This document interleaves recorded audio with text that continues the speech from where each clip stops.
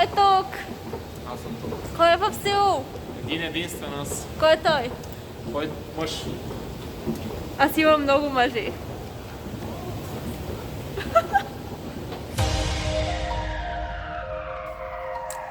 Значи, за всички, които следят нашият канал, само да кажа, че с Калин сега имаме връзка от разстояние. Аз живея в Сеул, той живее в Tego, защото аз съм много умна и сега ще си почвам магистратурата. Тоест почнах я вече, пък той все още кара езиковия курс и той сега дойде в Сеул и сега ще ходим навън да ядем. Сега тук сме малко на самоизолация. Между другото, тук в Корея сега последните дни няма толкова болни от коронавирус. В смисъл увеличават се, но само малко. Но въпреки това хората носят маски, има си дезинфектанти навсякъде. Сега ще ви покажем какво е в Сеул положението на нашата колкодневна, 3-дневна ваканция. Съм Джастин Бибър. Ужас. Не обиждай момчето, Сега отиваме на вечеря Еверест. на ресторант Еверест, който е индийски. Как изглежда? На индийски ресторант. Това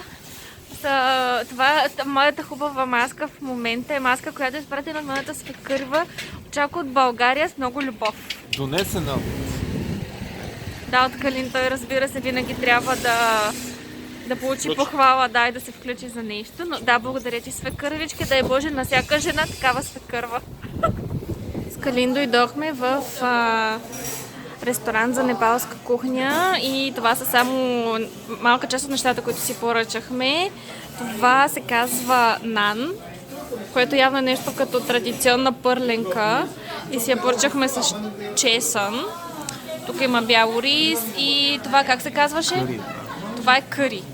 Добре, на теб се пада частта да го на теб се пада частта да го пробваш.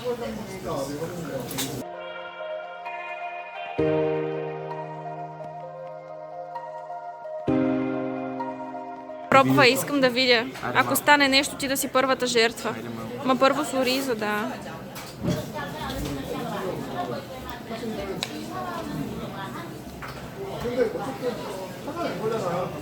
Концентрация става, жить само както и да като тегнем се.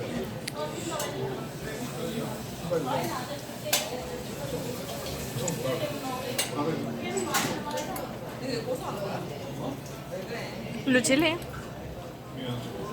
Не. На какво има вкус? На къри. Поналютва малко. Поналютва малко. Малко, да. Нямам идея дали се седне правилно, но това е карито. Слагах го в ориза. Тук си поръчахме някаква зелена салата. Ето и пиленцето, което дойде. И това е пърленката, която е доста вкусна, между другото. Леко е сладичка. И получихме за десерт някакъв айрян с манго, което изобщо не е добра комбинация с индийска храна. Т.е. непалска, извинявам се, но ще видим какво ще се случи. Аз по всичко се С Калин Чу сме седнали да пием кафе, нещо, което той никога не е правил през живота си, дори да пие кафе. И сега ще ходим в село, в едно място, където има интересни места за снимки, което е много хубаво място за двойки, да си правят разни couple photos и да се ликавят, така че ако някой ден някой от вас посети село със своята половинка, може да отиде там. Преди да отидем в това място за снимане, първо ще отидем в Токсокум, който е един дворец тук в село, и ще отидем там, защото до него има някакъв път, за който има легенда, че когато двойки минат покрай него, след известно време се разделят. Даже имало някаква сграда, където се били подавали много документи за развод. Така че сега ще ходим да видим там, да видим какво ще се случи. Това е последния шанс на Петя да се отърве от мен. Ами ще видим, дано стане. Дано! Дано!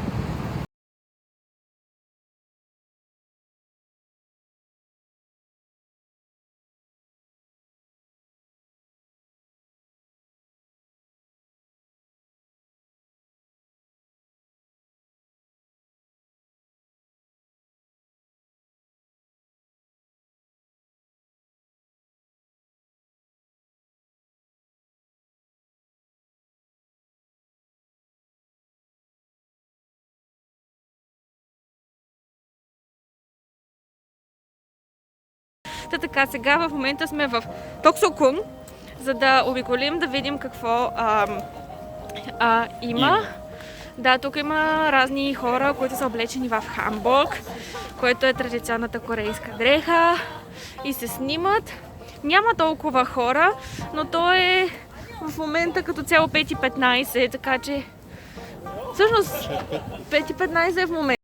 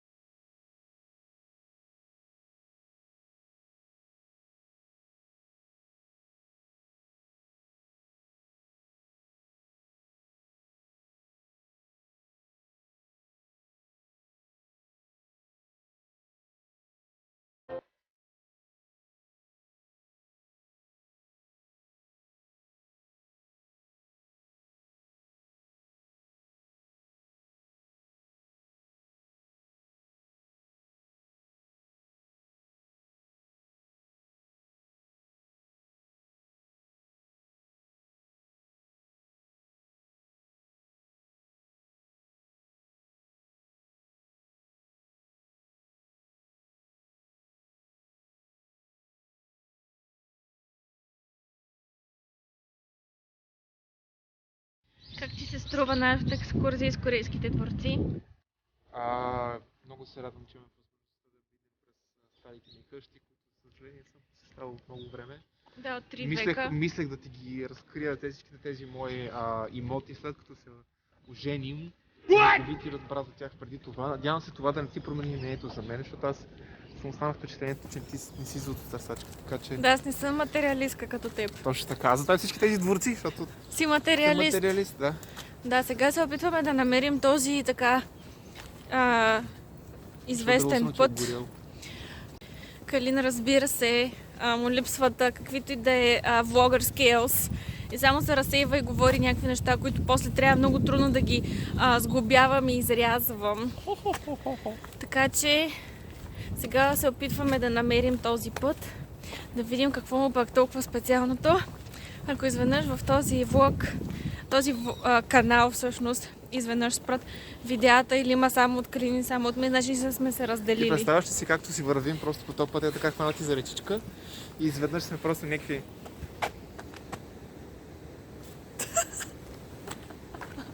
Или изведнъж спирам да те познавам. Ти няма да ме познаваш, аз съм най-готиния, нали така, драги зрители? Защото това е моят влог, това не е на Петя влога. Най-накрая успяхме да стигнем до пътя, който е пътя на раздялата. Има един полицай отзад, моля ви не го гледайте. Трябва да го цензурираш, Петя, Ще го цензурирам, да. Това е този път. Сега ще обърна камерата. Така. Но, още като бях в езиковия институт, казаха, че това място е много популярно и всички, които имат гаджета, задължително трябва да дойдат. Така да не знам кой луд би се навил с приятеля си да дойде или приятелката си тук на този път на раздялата. Какво правиш, бе? Викаш кой луч се навие? Да. Ние се навихме, що не е приключение. Пък и ние не вярваме в тези неща. Но всеки, който има гадже, нека да заповяда да изпробва тази легенда.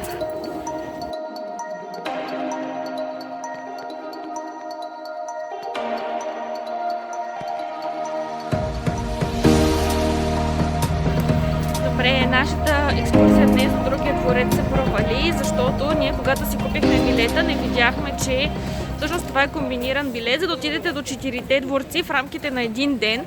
Но ние отидохме в 5 часа и съответно всичките останалите бяха затворени. Я заради ремонт, я заради коронавирус, я заради просто, че работното време е свършило. Другото ни ходене до мястото за двойки, за интересни снимки ще се отложи за утре, защото вече сме много гладни и сега ще ходим да ядем пица. Ето е нашата пица с бекон и дъбъл чиз. Ето тук и чедър. Това е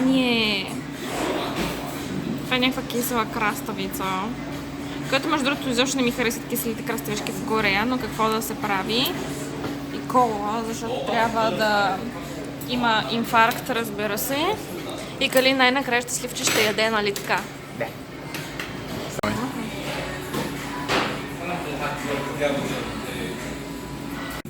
Пицата беше много вкусна, но за съжаление достатъчно и затова си поръчахме още една.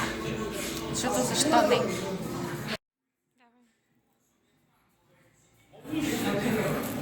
That was anticlimactic.